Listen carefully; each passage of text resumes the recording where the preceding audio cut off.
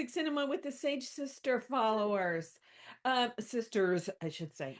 Today, Celeste and I are going to talk about the movie The Big Country, which is episode 40.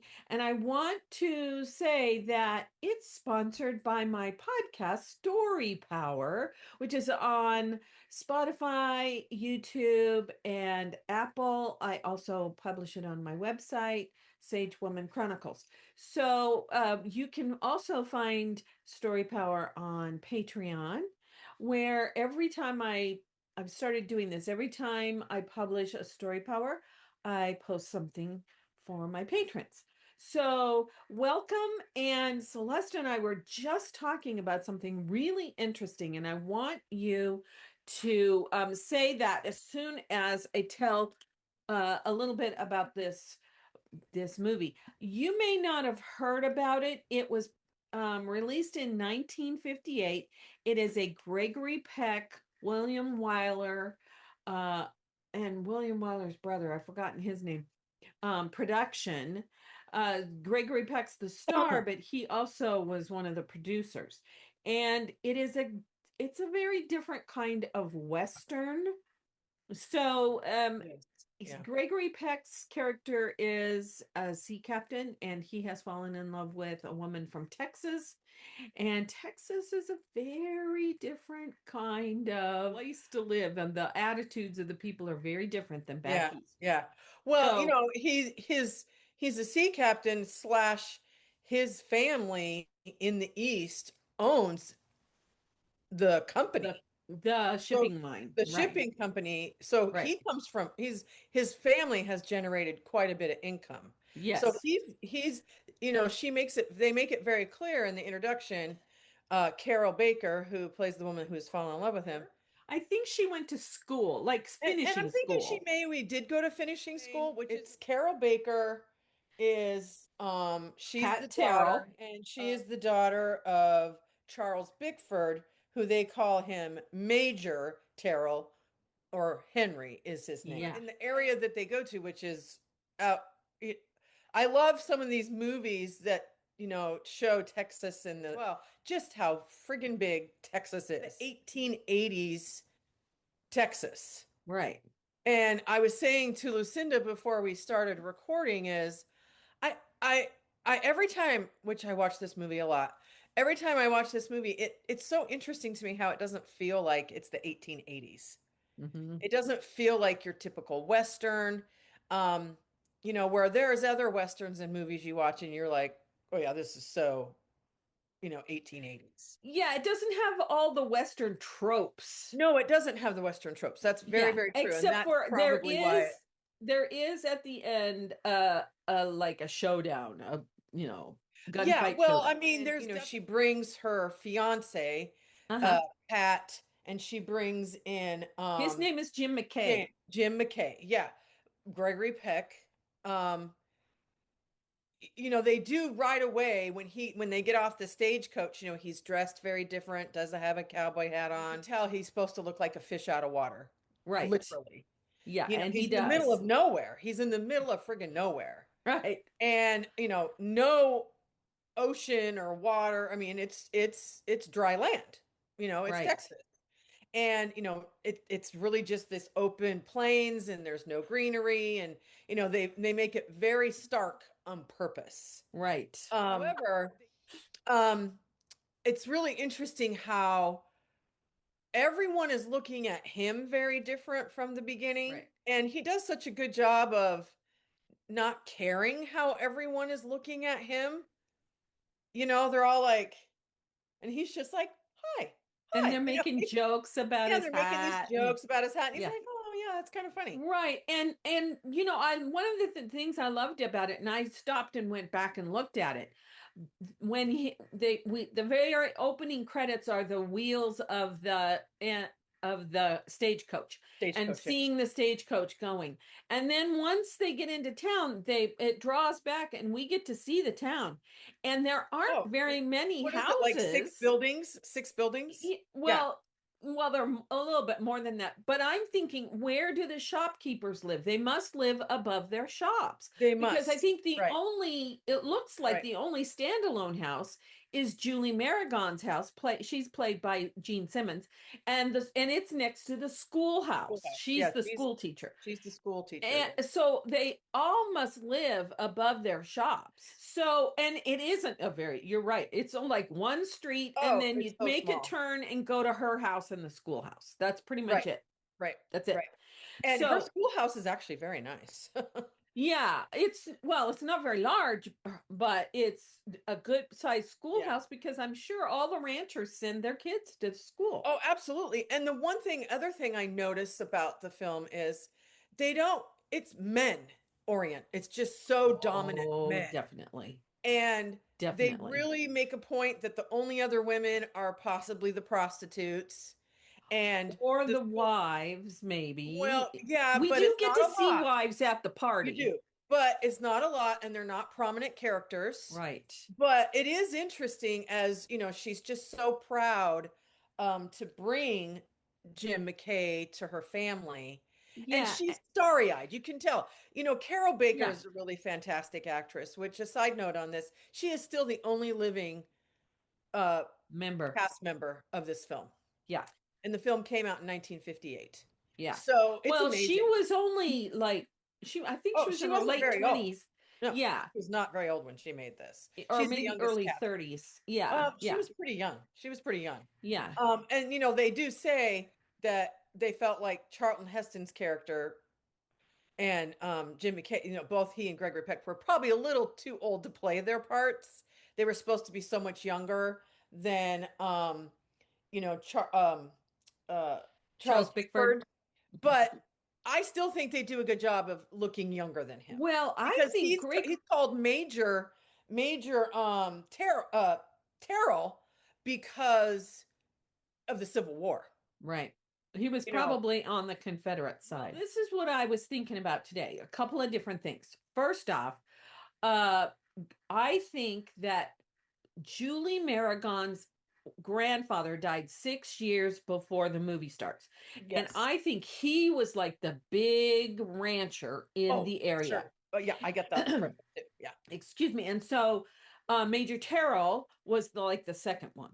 So Yes. and then maybe the Hennessy's underneath them. And then everybody else had smaller Yeah. ranches. Yeah. Yeah. So when Julie's grandfather dies, Right. and they've got the river, the Big Muddy, which actually is the San Pedro River in It's the San Arizona. Pedro. Um, they are everybody wants that land because everybody had to go there during the dry season to water their cattle. Right. And so I think that's when the feud started between the Hennessy's and Major Terrell. Yeah. I think so And too. Yeah, I think so. but the other Because thing I got the is impression that her grandfather let everyone share and there was right. no arguments. Exactly. And And it's kind of like if there exactly. was no arguments to begin with, why do you need to argue now? Well, I know, but she's a woman, and so they think they can, manipulate her. Yep. Although she's very strong-willed. He's very But savvy. He's but very savvy. the other thing is that Dad used to say this all the time, and I think this is why the movie feels different than other westerns.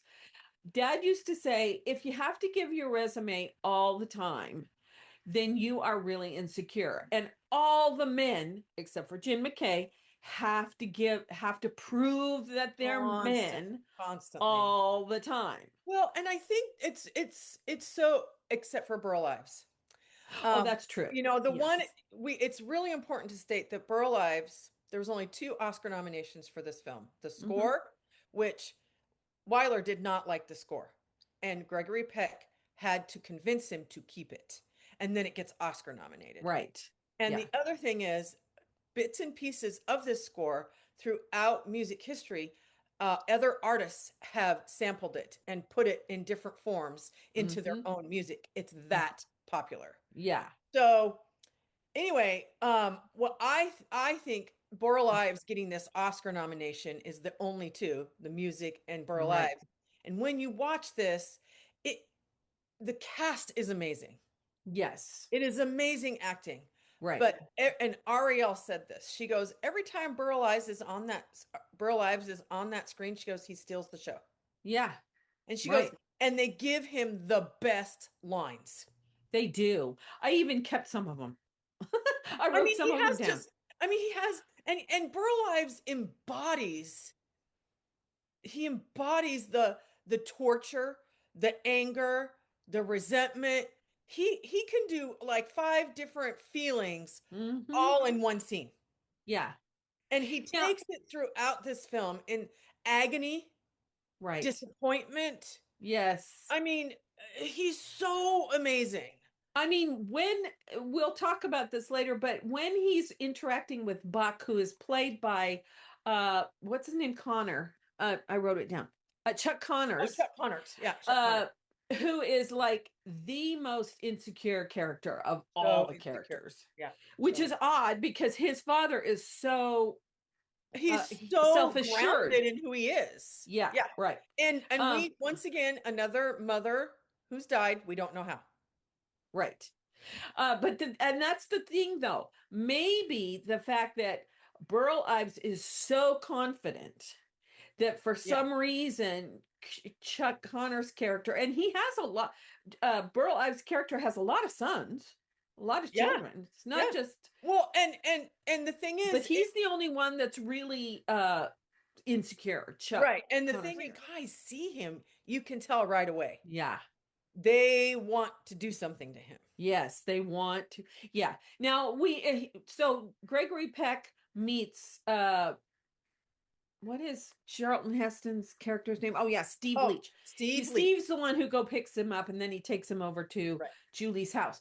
But Right. the thing I just thought of when you were talking about Pat earlier was it occurred to me part of the reason why Pat falls in love with him is because he's so wealthy. I think so too. I think she thinks she loves him for him, but she falls Hmm. in love with, I think she, because her dad, even though she's been away at this school, Hmm. to get educated and to learn female manners and all this stuff, how to be a good wife. I'm sure back then that's what the Hmm. schools were all about for women and not high on education. Right. Because I don't think she has any other aspirations other than to be a landowner's wife. Right. And nothing else will do for her or her father. So I Right. kind of maybe think also, if you go there, maybe you'll find a rich husband. Right.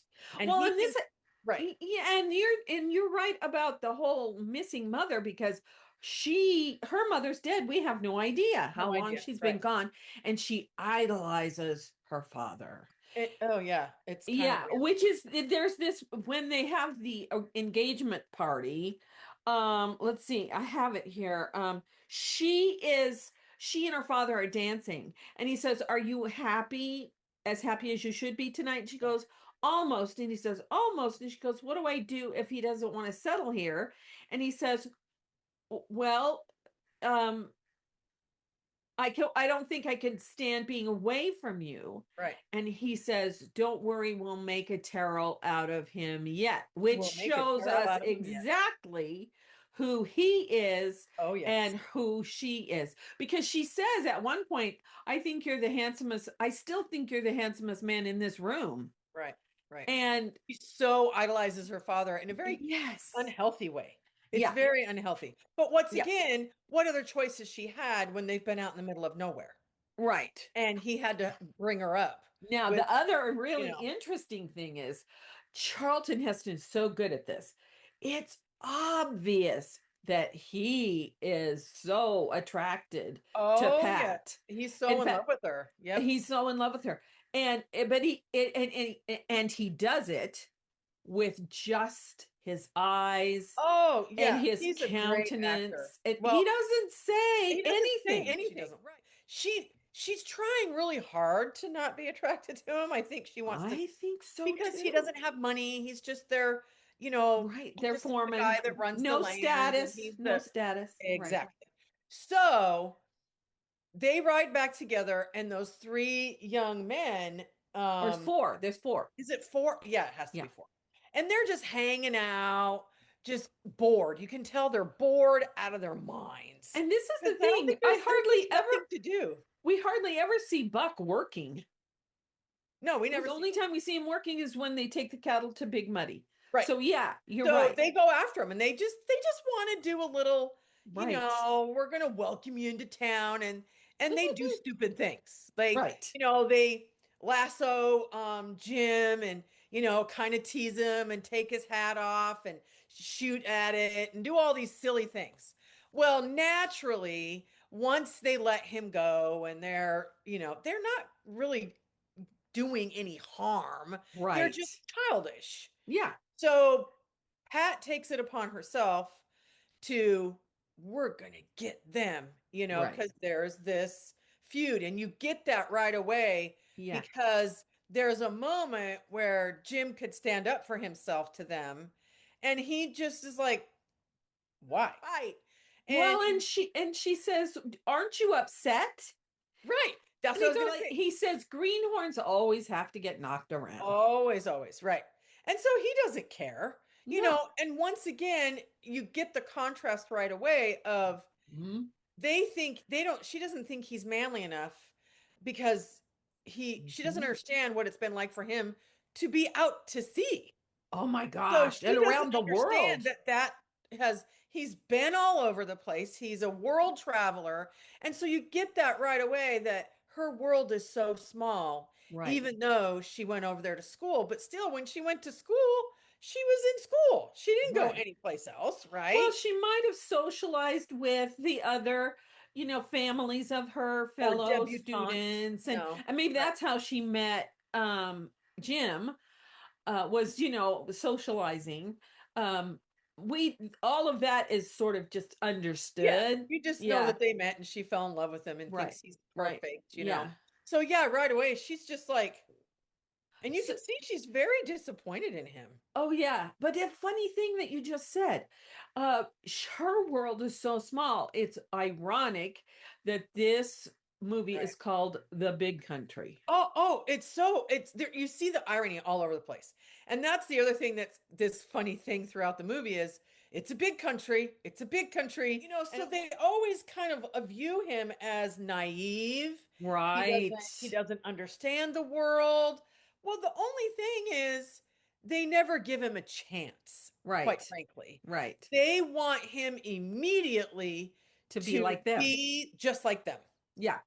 And which once again shows you how small their world is. And that's the other funny thing. They keep testing him, or they keep, All the time. Yeah. yeah, like the whole thing with Old Thunder, that they always put strangers on or newcomers on. And Yeah. he realizes as soon as he Oh, sees he all knows these people. exactly what's going on. He's like, nah, I don't think I "Eh, need to ride the horse today. right.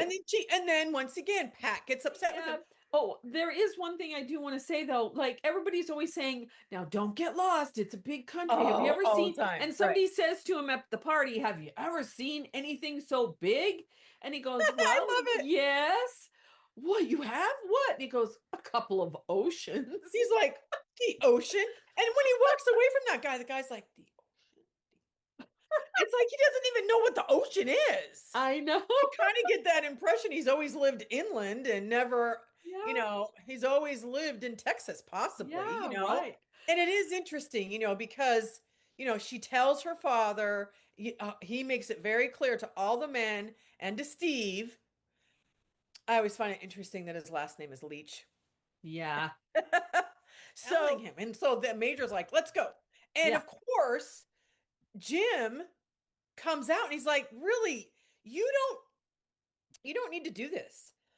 And they're like, don't you understand? And so then the major, I love how the major's like, Jim, you're new here, basically. You don't understand the way things work. There's no law in this here country. We can't call a And policeman. so we can't call anybody to write it or to fix it. So we have to do our own thing. Right. And you can still see Jim going, Well, I love what Jim says to him. You are doing this for your own purposes, he does. I was not going to say that, because but of what happened to me. yeah, I was going to say it, but I was coughing. But yeah. And And Jim's like totally aware. Yeah. It has nothing to do With him. with fixing it for him.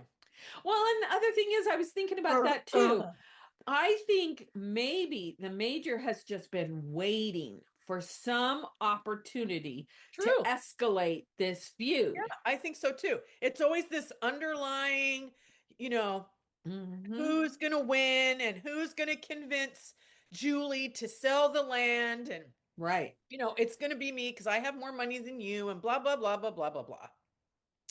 And it's ridiculous what they go and do. I mean, I because the know. boys aren't there, none of them are there, And so he's like, tear the place up. Yeah. Just do what you need to do. Well, And this, they have this big water tower. I know. And it's so cruel to They're shoot the shooting it holes up. in it. Right. That's the one time when we first start to see Leach's first real character. Yep. Yep. Because Yep. he says, "Do you want that?" And And the and major and the goes, "Let major's them have like, their fun." just let them have fun. Yeah. And I love Charlton Heston's such a great actor. And I love how, once again, without any words after he says, "Are you sure that this is what Yeah. you want?" Because in his mind, I think he's kind of thinking like Jim, but he doesn't know how to express it because Right. this too has been his way of life. Yeah. And he doesn't have his own money to be independent of his own Right. thoughts. Well, and also water is life, and they're and Absolutely. and they're in this valley where there's not a whole Right. lot of water, and they've collected it from the rain in this Oh gosh, in yes. during the monsoon, which I think Yep, Texas has a monsoon they season do. just like They do. Arizona. There are parts of And Texas, yeah. gosh. Wow. But the I mean, other it's just thing so is ridiculous. And then how they always call the Hennessy's, the heathens trash, and the white trash. trash. And then they go Yeah. and do this and destroy things and No, let the horses out and run them free and I do know. all this stuff and you get right away, who's the heathens? Right. Because when they come back and then it's okay, everything's good. We didn't get Right. exactly what we wanted, but we destroyed blah blah blah. And then they're like, okay, we're gonna have this party. Which, when we're watching it, there's a lot of people at this party. Yeah. But before that, it's a meanwhile back at the ranch kind of a situation where Gregory Peck has decided he is going to ride Old Thunder. And I Oh yeah, love his connection with Ramon right away that first morning, they do. Yeah. where he's talking to Ramon and he's meeting Ramon's family. So Ramon, he says to Ramon, "I want to ride Old Thunder," and Ramon keeps going, "No, no, no, don't do it, don't do it." But he does it, and we only see him falling off like 4 times, 4 or 5 times off the horse. But Ramon later says it's about 10 or so Oh, times. so It's a big probably to win. get to the Hennessy's place, all those guys. Right.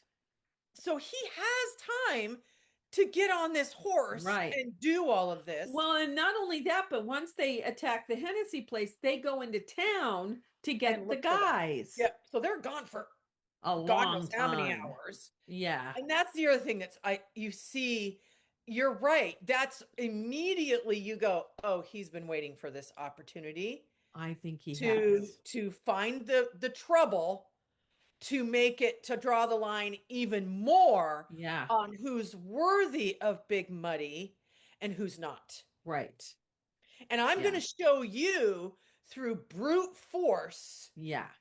who's boss. Suck. Buck, he's in a room with a prostitute and he hears them coming and he sneaks out because you see Right. he's a coward.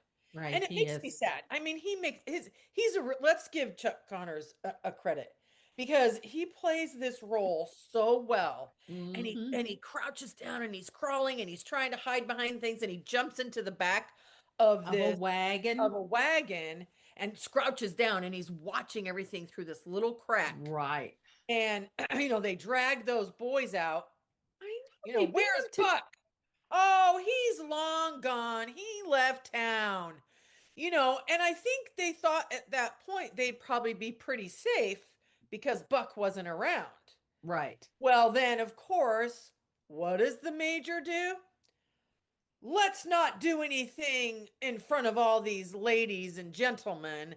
Let's go into the corral, The livery the stable. livery stable. And they're all kind of like, even And the men, I I think know. all of them are like, why do we need to keep doing this? I I mean, know. I and think so even too. once again, Steve, he does such a good job without words showing his reluctance to take his orders. I mean, once again, he's trapped. Oh yeah. Yeah. Where else is he going to go if he doesn't work for the major? And Right. he probably hasn't been outside of Texas himself. If the major knew him as a young boy and Right. raised him, once again, what happened to his parents, we don't know. Yeah. But yeah, I mean, you just see this, no words, Right. they just have this world that the major, more than anybody, wants to control. Yeah. Because one of the best scenes ever is, and this is the first time you see Burl Ives and you see how Yes. commanding he is on the screen. I think it's so, um when he comes in and he's got his rifle, and he's at the party, he just walks into their party, Mm-hmm. and when he says that, you came onto my land, and he tells everyone in the room, he, without any hesitation, calls the major a coward Yeah. for doing what he did, how he did it, and beating those men within inches of their life. Right. Now, I also love though that he doesn't defend them. He doesn't defend his sons. He says, Nope. "Well, they're grown men and they can take their lickings." Right. They can take their lickings, but beating them to inches of their And life is no reason for that. and also coming into the canyon and And hurting my scaring the women home. and children. He Yeah. goes, yeah, he goes, you came into my home And and invaded it. and you invaded it Yeah. without, caring about anybody around. Right. You just wanted to make this statement. And it's so, I mean, you could hear a pin drop Right. because he's I the only was one in the, looking at the crowd's faces oh, me during that. too. And you can see them all going, they know it's true. Yeah, they and do. and the whole facade of, playing up to the major that everyone is expected to do. And Yeah. I get the impression too right away, there's no real friendships in this community Mhm. with the major With the major. Right. and his family. Yeah. And and he wants his daughter to be the princess. Yeah, it's like She's the pretty one, she's the she's privileged one. she's entitled. Oh, very entitled. Yeah. And the movie, I think the reason why it feels so timeless is because it is an example of how long the wealth has controlled everything. Yes. There's something else about that party that I think is really interesting. The costumes in the party. Very Most interesting. of the costumes are Yeah. just like, riding around Right. country. Yeah. But in this case, at the party, I just every time I see it, I'm like, now why did Pat choose to wear a black Black. dress It's very at interesting too. her engagement party? To me, it's a sign of ominous. Yeah, Yeah, I think it's because everyone is wearing these really nice colors. because Like Julie's Julie's wearing this dress, really pretty coral peach, color, and it's coral and so peach, pretty, and is she so off the shoulder, and yeah, and and she the looks gorgeous in oh, it. she's gorgeous. And that's the other thing. They make the comment, "Where's Pat?" Oh, and Julie goes, "Oh, she's going to have to make her grand entrance." Believe me. Right. But I Yeah. remember watching this with Dad, and when every time Burl Ives came on the screen, Yeah. Dad always said, there's two people. Now I look at it as three, but I think he means Dad meant the men. There are two men in this movie that are truly thoughtful, caring human beings. Yeah. That's Burl Ives and Jim McKay. Yeah. Yeah. But as watching it through the years, you see other developing characters. Steve, Steve Leach. Yeah. he really comes to this place of Yeah. humanitarian. Well, and also when the major sends them off to keep the Hennessy cattle away from the Big Muddy, there is a guy who says, "Now, why do we have to do this?" Yeah. I mean, I don't I understand why we might want to No, harass the right. Hennessy's, but I can't see keeping cattle away It's from like, why would we water. hurt the cattle? Right. Right. And this Yeah. is the other And thing. all the other There's guys are small little like, roles where you see everyone slowly but surely yeah, that work for the major going, I don't think he, without saying the words, it right. doesn't make any sense. Yeah, and all when that guy says that to Steve, Steve is taken aback, but I'm watching all the other guys and Oh, they're yeah. all sort of like, what's Steve gonna Yeah, say? and you get the impression right away. This is a very good point too. They listen to him more than they really. Oh yeah. And this shows later on, which we'll talk about. But Yeah, it's the the other way major is the around. only one who lives this delusion Yeah, that he's the man in power, right. and everybody looks to him for all of the things to do in this community. Yeah. And that is narcissist. He's a Yeah. narcissist. Oh, he is. And you know what? That's the subtle, it's a subtle playing out of the trope where somebody comes in and wants to be the big man and buys up all the land. And well, he's been there already. Yeah. But once Julie Maragon's grandfather died, he wants to be the big man. Oh, he does. So it's a little, Yeah. it's It, using that trope yeah. kind of. Well, I mean, Westerns just do. Yeah, There is no in between at first, right, but there's always the black and white thing. right, You have your real bad guy, you have your real good guy. You right. know, and the thing is with this one, and I think any good storytelling will do that. They allow other characters to be developed as well. Yes. And it's Yes. not just two people in the film or just, Right. four people in the film. Yeah, and Because in this it's a case, Jim McKay's the catalyst for the whole change. yes, yes. And his narcissism is you see how everyone's afraid of that. They don't know Well, how yeah. do you navigate around this because we can't hurt this guy who controls everything. Well, he's kind of We like don't a want to go against him scorpion because he oh yeah. or a Well, he rattlesnake. You never know when he's going to strike. is. He's all of those things. Yeah. And you never know what choice he's going to make. Right. I mean, no Yeah. one can predict this man. Right. And what I love is when Hennessy throws that rifle down and basically shoots me. And then he doesn't pick it up and he goes, oh, would you be more courageous if you shot me in the back? I know. And he turns his back on him. Still nothing. And Right. I love how the camera Hands around. just scans the whole room and they Yeah. settle ever so slightly on each person. You can tell that Jim McKay's going, what the hell is I going know. on here? I But you know. also can tell he's starting to question just what family he's joining. I Like, know. I don't know what's happening here, but I don't like this. And it doesn't take very long because I was trying to count the days. I think he's only there like a Oh. week. And then, of course, Hennessy leaves Right. and he's like, okay, well, you didn't shoot me in the back, so you're even more of a coward. And then it's like Oh, the major and Steve have to go off and plan what they're going to do next. oh yeah. Well, and it's just it's so diabolical. I know it is. I mean, Yeah.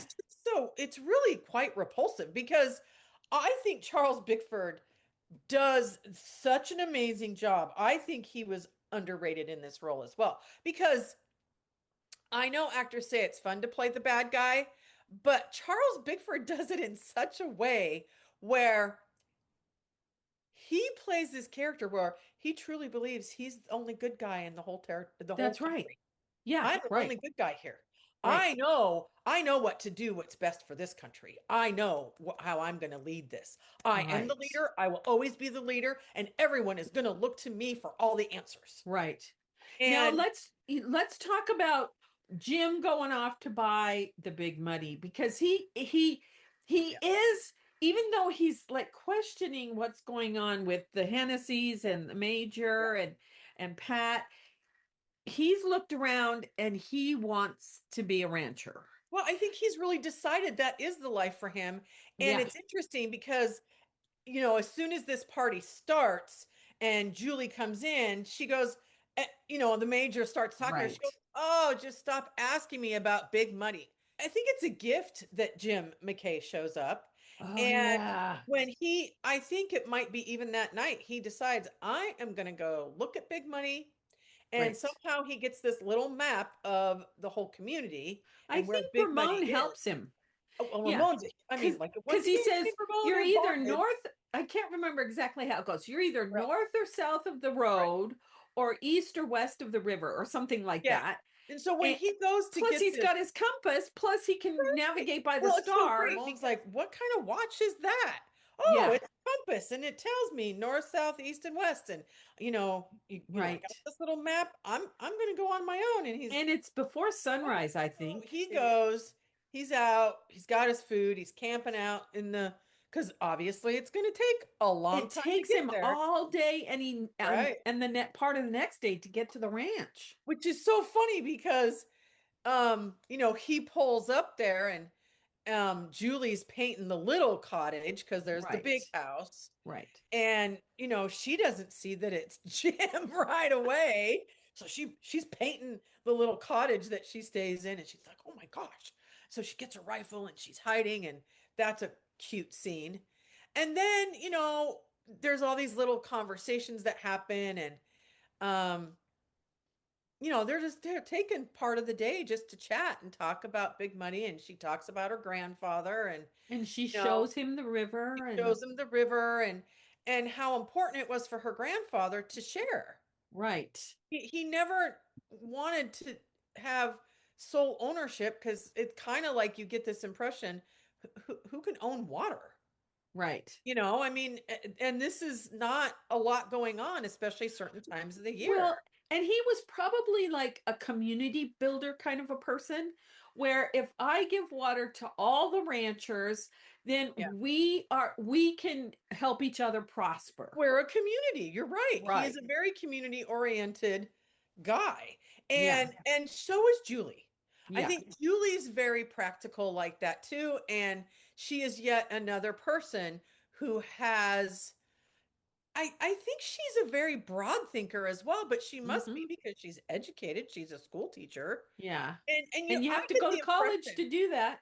Oh yeah, you do. And I also get the impression that um I think she wants to see Pat as being a certain way. And Yes. then as this movie goes on, when he finally, Jim offers to buy big money and she has to think about it. And he's like, I will continue allowing everyone to Right. come and get the water. And, I want to be a community builder as well without saying those words, but he gives Right. her these promises. And you can tell by now they've had enough conversation with each other. She really likes him. She She really trusts him. she trusts him and she honors who he is as a person. And Yeah. she even lets Pat know, wow, he's really great. So it's a deal. Let's go sign, let's go drop the papers. You can buy big money. And, that's a big deal. So in Yeah. the meantime, back at the ranch, I love it how he's missing. Jim is missing. He's Where probably is he? lost. He's got to be lost. And then, they talk to Ramon. Well, he went for a ride. Oh, he doesn't know how to get his way around here. We're going to have to go look for him. Which shows how ignorant they are. Absolutely. Well, once again, their world is small. Yeah. They probably don't, they might even know what a compass is. Maybe. I don't know. They don't Well, and show them understanding any of that. that's right. And the other thing is, though, that they've never seen the ocean and Nope. how vast it is, Right. maybe. Right. And so they don't know. You can navigate Yeah. Right. Right. by the They don't, stars. they don't understand any of that. Yeah. So it's really great because I think there's really cute scenes. This is the other thing I think is interesting too. They have these really cute conversations, Julie and Jim, Right. and they get along really well. Yeah. They have easy conversations. And the Yes. other thing I really like about the relationship between he and Julie, it's not this, oh, emotional Right. like Pat is with him. Pat Right. is all about, oh, like, isn't he dreamy? Isn't he special? Isn't he blah, blah, blah? Right. And then slowly but surely, as things are transpiring, she's irritated with him. Yeah. No, Pat gets so irritated with him. Like, why are you doing that? And then Well, she's irritated that she thinks he's missing. right. And of course, what does she do? She goes to her father, you have to rescue him. Someone's gonna have to rescue him. And it's funny too, because I almost feel like they have no sense of direction when they're out there looking for him. Right. And all of these men, Steve included, exhaust themselves trying to find him. And it's so funny when they're sitting around the campfire and they're just like, where are we going to go now? We have no idea what he's up to. And he could be dead or something like that. And Yeah. then Jim comes riding up. Oh, hi. What are you guys doing? A cattle drive? I just think that's so hysterical. And they're like, no, we've been looking for you. Why? Right. Why have you been looking for me? I know where I'm going. No, you don't. You were lost. They wouldn't even listen to him. I know. I know. I, I have to say something about Steve from the very beginning, and it just keeps building and building. Right away, when he goes to pick up Jim Oh, yeah. after he's gotten off the stagecoach, you can tell he's irritated that he has to go pick him up, and that Oh, he yeah. doesn't think he doesn't think he's much of a man, maybe, or whatever. Or we find out later, implied that he doesn't think he's right for Right. Pat. Which in reality, Uh, he's correct about that. and in this little scene where he comes walking up to, Yeah. if that's coffee, I'll have some, and he's just so much more irritated. Oh, yeah. He gets more irritated. Like, I had to come looking for you, and now you just come meandering over. Like, You were the what do lostest you mean you little knew where thing you were I ever at? saw. You didn't know where you were. Yeah. What do you say? That's the right. That's so funny. It's so funny. And so when they get back and he challenges him to the fight, I love that the way that's shot, because Oh, you it's see shot so well. Pat in between them looking, what's Jim gonna do? What's, Right. because Steve is offering to fight him. And I love that Jim just says, you're offering me the fight in front of all these people because you are hoping that Pat will admire you. Exactly. He And just that's the says thing it about straight out the Jim. way. Jim doesn't have anything to prove. He No. doesn't have anything to do, and this is one of the things that I think is really great when he doesn't really want to fight him, and Pat is so mad at him. And then she's talking to, because she gets mad and she's, oh my God, why doesn't he want to be a man and fight? Why doesn't he want to fight for me? And she's so immature. She is immature. She And just I doesn't think get it. Julie wants her to be more mature than she is. I think this is the time when Julie actually figures out who Pat is. Yeah. She's not this woman that she thought she was. And maybe, quite frankly, when she leaves to go to school, she thinks, well, she's going to grow up. Right. She's going to get some sense about her and she's Right. going to figure life out. And because Julie probably did when she went to school. Yeah. And so she's thinking this is an Right. education in life, an education in maturity, and all sorts of things. Where Pat, I think, has always just wanted to please her dad. Well, and this is a really telling thing. Julie says to Jim at one point, because when they've broken up, she says, once you get her away from her father, she has the makings of a good wife. But the thing is, they've had very different upbringings. Very. Yeah. And so Pat really, in a way, kind of can't help being the way she is because she was raised by a narcissist. She was raised by a narcissist, right? So that's the world she knows. Right. And a narcissist always wants you to believe that they're the only hero. Right. No one else is courageous. No one else is as Right. smart as them. No one Right. else is anything other than I'm everything. Yeah. everything that is defined, I'm all those things. Right. And so she believes that. Pat believes that about her Oh, father. definitely. And She when does. she and Jim, have this deep conversation about why he wouldn't fight and all those things, Right. um, she really, she's kind of the first one that's like, I'm not sure we should be doing this. Yeah. And Jim's like, yeah, I'm kind of thinking you're right. Yeah. And at this point, he's already bought Big Muddy. She Pat doesn't has know that. no idea that he's done this. Well, he says, I better go into town Yeah, the he next says, I morning. better go into town and stay in town instead of Yeah. staying.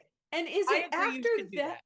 Is it after that Ramon says one of the really most important lines in the whole movie?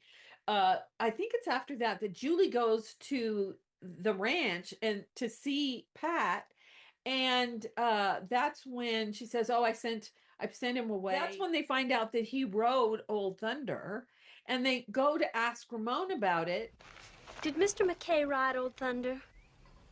No, I don't think so. Ramon, why did Mr. McKay ask you not to tell anybody? I don't know, maybe because he... That ain't no fair. I'm sorry, Ramon, but we had to know. So he did ride him. Oh, yes. And he don't give up. But old Tender give up. A man like him is very rare. If he was going to ride the brute, why didn't he do it when it meant something? Well, he did ride it when it meant something to him. Obviously, Mr. McKay is a man who is afraid of only one thing, and that is that people may suspect him of showing off. But if he loved me, why would he let me think he's a coward? If you love him, why would you think it? How many times does a man have to win you? And Ramon says, a man like him is very rare. Very rare. And that's kind of a theme Pat of the whole. I know. And then it comes out in that, similar scene where he bought Big Money for you. Yeah. And you can see Pat go, oh, oh, oh. So she decides she's going to ride into town and she's going to go talk to Jim. She's got to get him back. Yeah, she's got to get him back because then that again, would please her father. Yeah, and that's what she says to him. Oh, the major has such big plans. We're gonna, like he's gonna be in charge of Big Muddy. Right. Well, it's so interesting. And I said that from the beginning. I'm like, they think if he buys Big Money and he's in the family, her father will run it. Because once again, that's what a narcissist does, is things they Right. should run everything. But, this interesting conversation that Pat and Jim have is she goes from, I'll learn how not to be blah, blah, blah, and I'll believe in you. And it doesn't know at this point. She finally reveals, I know you bought Big Muddy for an engagement present, and then Jim's like, yeah, Yeah. And That's interesting in that scene. She says she loves him 2 or 3 times, she but does. she never looks at him. Never, When she says never. it. And this is the other thing. After they break up, I think this is an important scene too, where Steve is so frustrated because he doesn't know how to let her know he loves her. So he grabs her and he kisses her. Right. And it's kind of like a little violent in some ways because she's struggling. And then she slaps him. Yeah, I will never have you. She's just I think she hits him with a riding crop. She does hit him. And then when he walks out of the room, she starts to cry because I think that's her struggle. You see, she's struggling to work so hard to please her father. Well, and also that there's another indication that she might really be attracted to him at the dance when she's dancing with Jim, and he comes up behind her, and she knows, you can tell by the look on her face and by that she knows he's there. Yep. She's aware that he's there. Yeah, she stiffens up. But I think it's good too because the characters are so well written, which this is another side note about this movie. Gene Simmons was known for saying forever and ever, this was the hardest movie she ever had to film. It traumatized her because every day they would learn their lines and every day there was changes. And they had to immediately learn new lines on the cuff, on the cuff, on the cuff. And she said it was so stressful because the director wanted to do shoot after shoot after shoot. And it turns out that he and Gregory Peck, the director, they did not get along. They had many arguments because Gregory Peck was the kind of like, why are you doing what you're doing? Well, and I saw this. It was an interview, I think, with Gregory Peck, or something about Gregory Peck and William Wyler, because they had worked together before, but this one kind of broke their relationship. And years later, they met, and I think William Wyler had won an Oscar, and Gregory Peck went up to congratulate him. Yep. And William Wyler said, I'm still not going to reshoot that scene for you. Yeah, So because it there was one like scene that they argued over, right? So like William Wyler had held on to that for all those years. Right. Gregory Peck was trying to connect with William Wyler. Right. And but so in a way it was like, well, William Wyler might have been kind of the problem there. Right. That's what I thought. I got the impression he was the problem as well. He didn't like the composer, wanted to change the music. He insisted they reshot scenes over and over and over and over and over again. And the actors were exhausted from it. And that's one of the things that Gene Simmons said. Not only were they constantly changing the script, how many times we had to reshoot things when everyone was like, I'm spent. Yeah. I don't know if I can reshoot anything. Yeah. Because it was just so ridiculous. Yeah. And I thought the other thing too was, I think, this movie being shot, 15, 30, how many years after World War II?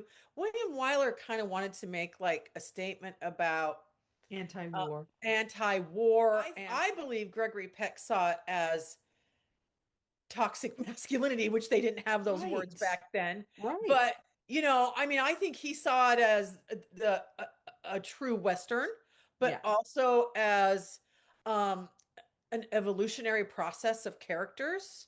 And evolution of masculinity. And how it's viewed. Right. And, the leaders of the two families and how differently they are. Yeah. Because this is another important thing to say.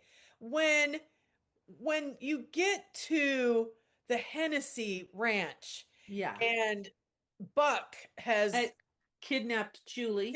The reason they bring her there is because his dad said, because the cows have been turned away from the water, we have to get them back to the water. If we kidnapped her, all the men will leave the big money and go try to get her. Just so weird. And that's why they kidnap her. It's really weird thinking. Yeah. But he's thinking, I'm going to show my dad that we're going to be together. Yeah. And it doesn't take him very long. He's, all like, Buck's all sweeten up to her, and she's just, ugh. And this is another thing that I absolutely love about, Hennessy, how he's so observant. Yes. And he's looking at her and he's looking at his son. He's like, she is not sweet on you. You're a liar. Yeah. And of course, it humiliates Buck. Mm-hmm. Because his dad's like, she doesn't want anything to do with you. And he can tell. And so then he tries to rape her. And it's so interesting because then his dad comes back and stops it, thank God. And she's so scared. And he beats him up a little bit. And he's like, one of these days, I'm going to have to kill you. I know. And that's so like, oh my God, look at how he knows who his son is, Yeah. Yeah. And then, because he tries to kill his dad. Oh, well, he tries to strangle him because he's like, and all of those pent up things are coming out in that moment where he's almost got control over his father with his hands around his neck. That's a really good scene, by the way, because it says all these things without any words. Right. How Buck has felt intimidated by his father. He's not good enough for his father, because he tells Buck on a few occasions, you're worthless kind of Well, thing. and one of the most devastating things he says is when Buck comes back after the other guys got I beat was up, going to say this one. he comes in and he goes, "You wanted me, Pa?" And he goes, "Before you were born, I did." That is a devastating thing. It is. And you can see Buck's face. Oh my gosh, Right. and it's all of this male dynamics all over this I movie. know. It's just, it represents everything. Right. It just does. Yeah. Of all the healthy masculinity, the toxic, because even though Burl Ives understands how you should treat a woman, he still is pretty cruel towards Buck. And it's because he's so disappointed. I know. He's just like, how do I have this worthless kid? Yeah. I mean, all he wants to do is carouse and womanize, and he's not responsible, and he just does dumb things. This is the other thing that's so amazing. Buck's I looked up. He was 6'5" or He's something. 6'5.5". Oh, wow. He's a big man. Yeah. But his father is able to get his hands away from his throat is such an amazing power dynamic. Mm-hmm. And humiliating because Julie is standing right there watching the whole thing. And when he gets those hands away from his neck and says, one of these days I'm going to have to shoot you or kill you, because I think he sees right there really who Buck is. I know. Buck is just, he doesn't get things. He can't make heads or tails of life. Yeah, And he's like socially inept. That's a great way to put it. He is socially inept. He's not emotionally mature. He is, I think his dad has tried to make him accountable for being useless, work the farm, get the cows, do this. But he's just not. And that is a really interesting, humiliating, it changes Buck right there too. Yeah. It's one of those, the straw that broke the camel's back for both of them. Yeah. That their relationship is completely broken right there. Yeah. And so Buck leaves in humiliation. And then the next day, everybody shows up to try to get Julie, but Jim comes because Ramon goes to get him. And the major wants to kill him. He doesn't want him to go. He wants to kill all the Hennessy's at this point, I believe. Well, no, he wants to kill Jim because Jim says, I can go. And he hates Jim at this point. He really. Oh, yeah. Here's another thing about Steve Leach. He talks the major into letting him go. Yeah. Because I think at this point he thinks maybe he can get Julie away from the Hennessy's safely. Absolutely. The thing is, Major doesn't trust anybody. No. Well, but the other thing is that Steve's trying to save the lives of the men. Yes. And so he's like, come on, let's go see, let's play this out and let's see how it's going to work out. Because I think, we skipped over the part where Gregory Peck's character, Jim, has decided that he needs to show something for himself. And so he approaches Jim and he's like, we got to duke this out. No weapon, no anything. Right. They go out into in the middle of the night, nowhere, in the middle of the night, and they're going to duke it out. And it's an exhausting fight. I mean, they're both beat to crap. and it's, no glove. It's raw fists. But I noticed that Jim's the one who gets all the first licks in. He does. Yeah. Steve didn't expect that. Steve thought he was going to. Okay, you're a weak man. You don't know how to fight. You've never done this. You're not a frontier guy, Right. But see, this is where the fight appears to be this toxic thing. But what it is they learn so much about each other. Yeah. And at the end, I love what Jim says. Now tell me, what did we accomplish? Charlton Heston, great actor. And you see his face really change from hard to, oh yeah. Yeah. But Jim, I don't think Jim did it to get respect from Steve. No. I think Jim did it to show manliness is not brute. Right. That being brute force does not make you a man. Right. And so their relationship without any words really changes in that scene as well. Yeah. So when it comes up to going to rescue Julie, I think it's so vital that Steve really does say to the major, and at first the major's pissed at him, like, Right. fine, we'll see where it goes. Right. And I love that, you know, Jim doesn't go in there by himself. Who's riding along with him? Ramon. Ramon has really figured out, and I just get it. Ramon's going to work on his ranch. Oh yeah. Ramon's going to go be with Jim on Big Right. Money. Jim goes in there and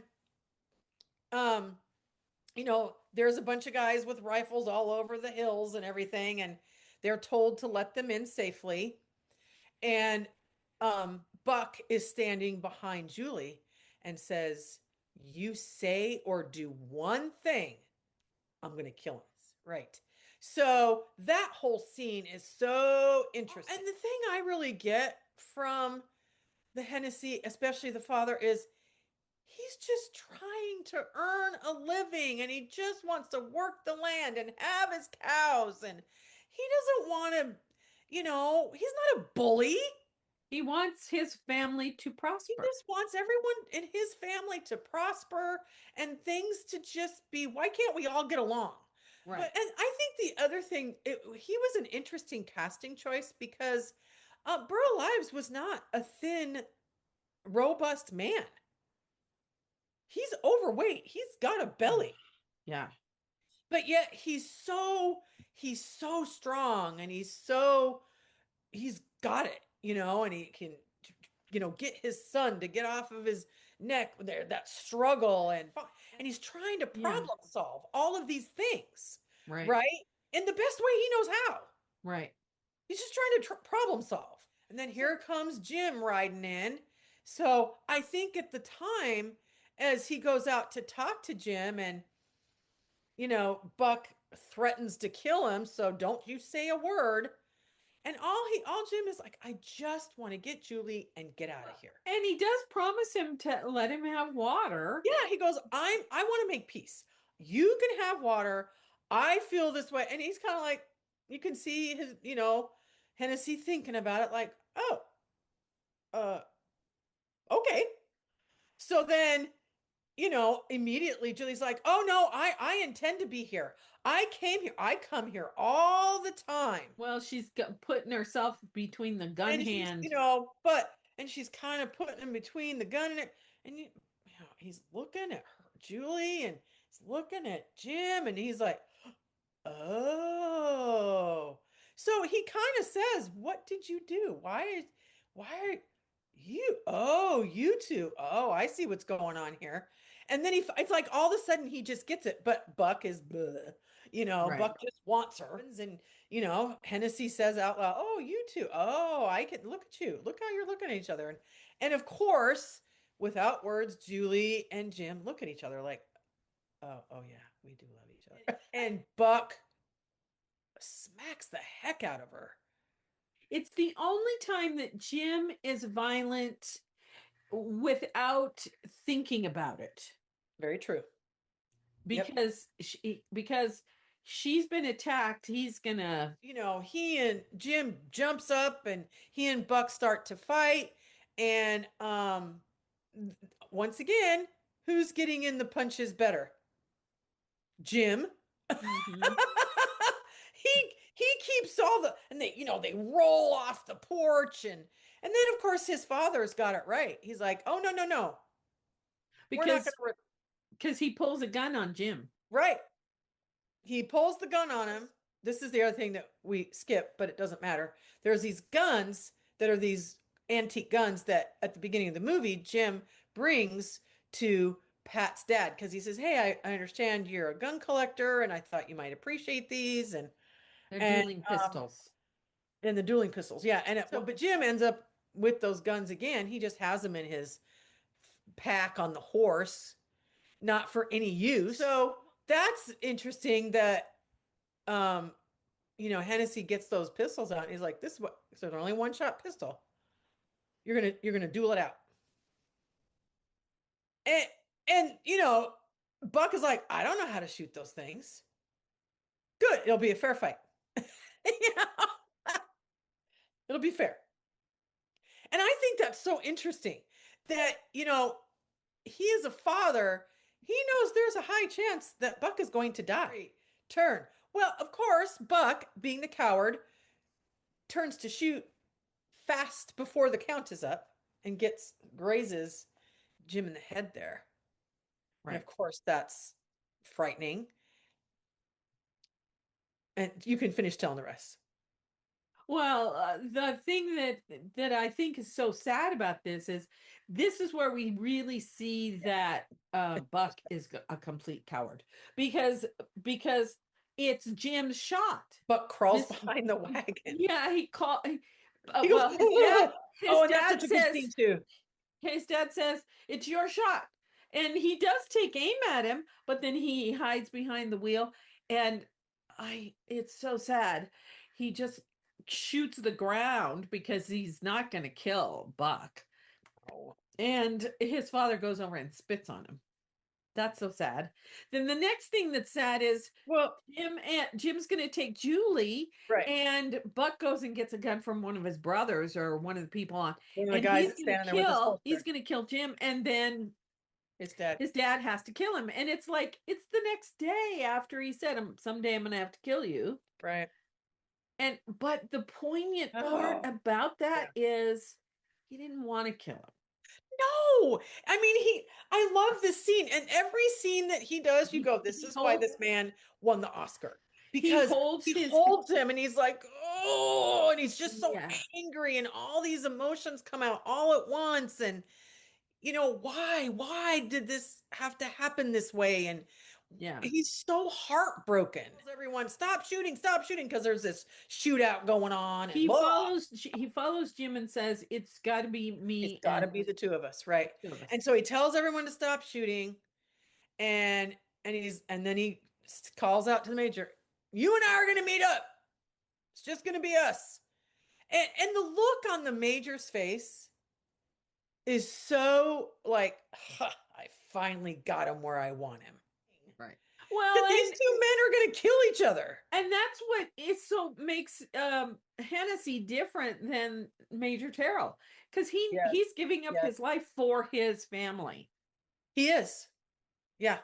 And Terrell's doing it because he thinks he's going to win. He thinks he's going to end up with everything, still not doing the math that Jim is alive. Jim still owns the land. And it's just being a brute. Right. He's a bully. He's a brute. He's narcissistic. And in his mind, he wins everything all the time. Yeah. All the time. Yeah. And I like the way it's shot from above. Too. I love it too. Well, and I think it's really interesting too, because when they first start to go into the canyon and Steve doesn't want to go, and the major's like, well, you're all cowards. And then nobody goes with the major because they follow Not Steve. At first, until finally Steve comes riding up again with a side of him before the gunfight starts. And the guys start to follow, because who do they follow? They follow Steve. And not the major. Yeah, and I always thought after the end of the movie, Steve is going to be the one who runs the land. Yeah. I mean, yes, Pat's going to inherit it.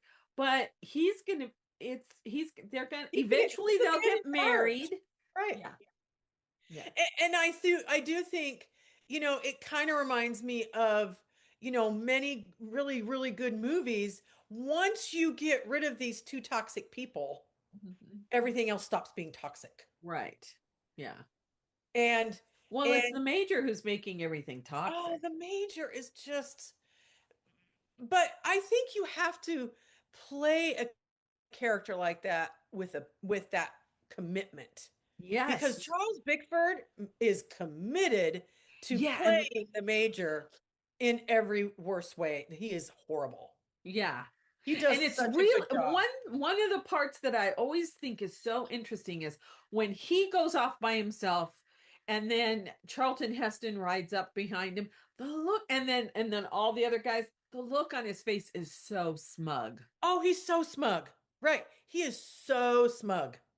That is a perfect way to put the look on his face most of the time. When he thinks he has conquered something, it is smugness. Yeah. 1,000,000%. I mean, I don't know what any other ending you could have, because the major would have always wanted to have control, and he would have somehow tried to probably find a way to kill Jim McKay for the land. Right. You know, he would have then made him the enemy for Right. buying big money and not marrying his daughter. You know, And that's what Hennessy realizes. He's got to stop this guy. And the he only knows there's the only way. That's right. Yeah. And he's already, and I think when he has to kill his son, he's like, what else do I have to live for? I know. I had to kill my own son. Yeah. And I'm not sure he feels like he could live with that. Yeah, probably. I just don't think, I think he's like, I'm done. Yeah. And so when you read some of these user reviews on this film, they're talking about the same things we're talking about. Yeah. You know, they recognize and see all the dynamics of power, false power, the illusion of power. Right. You know, I mean, everything, the toxic masculinity, the narcissism, the unhealthy attachment, the father-daughter relationship. Yeah.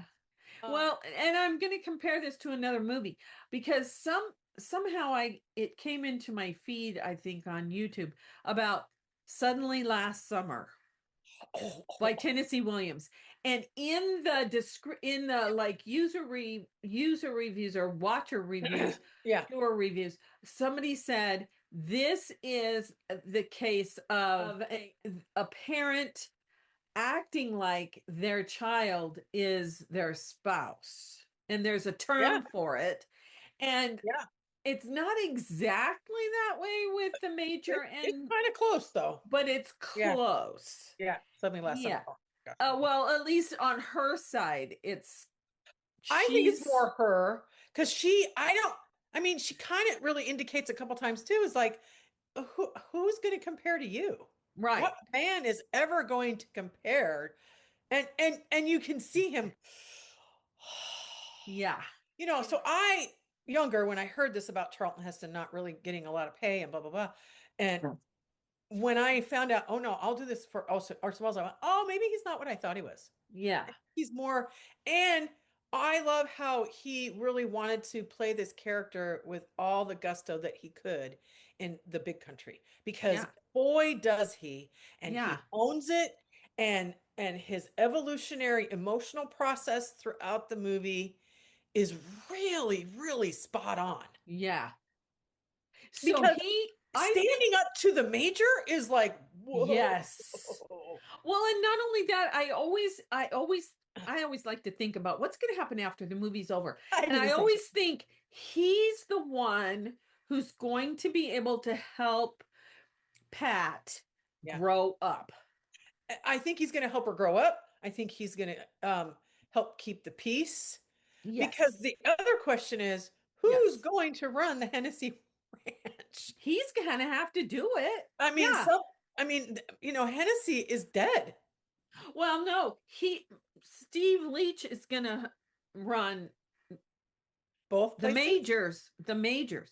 The people who are going to run Hennessy's, he has lots and lots of and they're going to have to pull together. And maybe this is exactly like I said, you get rid of the two figureheads that are toxic and have this toxic relationship. Once they're gone, the healing can begin. Well, and there are probably he probably has sons who aren't like Buck, who are level-headed and who could and there's a really great scene that doesn't get, it's very brief, when Hennessy and the major are riding in to meet each other in the canyon there. And there's this young boy that lives on the Hennessy Ranch that's bawling. Because he knows what is coming. And I think that's a really amazing shot. Yeah, that they is. show this young boy, maybe he's 12, 13. 14 maybe. He's not very old and he Yeah. knows, which to me is that quick glimpse of how much they love Yeah. Hennessy Yeah. and that he's a good man. But he Yeah. also knows this cycle cannot continue. And then you see them all putting their guns away and leaving Yeah. the hills above the Once canyon. all the shots are done Yeah. between the two men, everybody just rides away. They know it's over. I like to do the same thing. Okay, Yeah. so afterwards, there's gonna have to be a series of trust. Right. Got to figure out how you can trust each other. But I Right. think it's gonna start with Steve and Jim. Right. I think You so know, too. I think it has to start with those two because I do believe they started to trust each other after that brawl Fight. when Jim's Yeah. like, "What did we resolve here? And what point was this?" Yeah. So I think it's a mature film. I don't know how to say it any other way. Right. It's Yeah. so emotionally mature for Yeah. 1958. Right. And to have a story like this in this time period and set in the 1880s is very progressive thinking. And Yeah. I know there are people out there that hate that word progressive or community or whatever, but I hope this is where we're as a world and as a country can really get to is community and Yeah. how Right. we can all care for each other in a healthy way. That's right. Exactly. Exactly. So I think that's a really great place to stop. And I want to say our next movie that we're going to talk about is Chocolat. And in a way, it has some similar themes because it's a person who comes into the community and she's the catalyst for change Yep, in the she is. community. She brings She does it in a different way. It's because it takes place in France. It's post World War. What's I think it's post World War II, I'm pretty sure it's post World War II. By the way, the women dress. Um, but I might be Johnny wrong. Depp, Juliette Binoche, Alfred Molina. Oh, such a great cast. Yeah.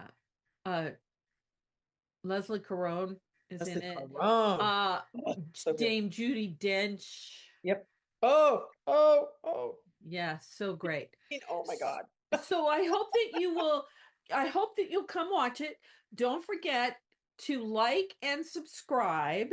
And also we have a Facebook group, Classic Cinema with the Sage Sisters. And I don't post as often as I should, but we do have some people who post the They're creating a classic movies conversation. that they Yeah.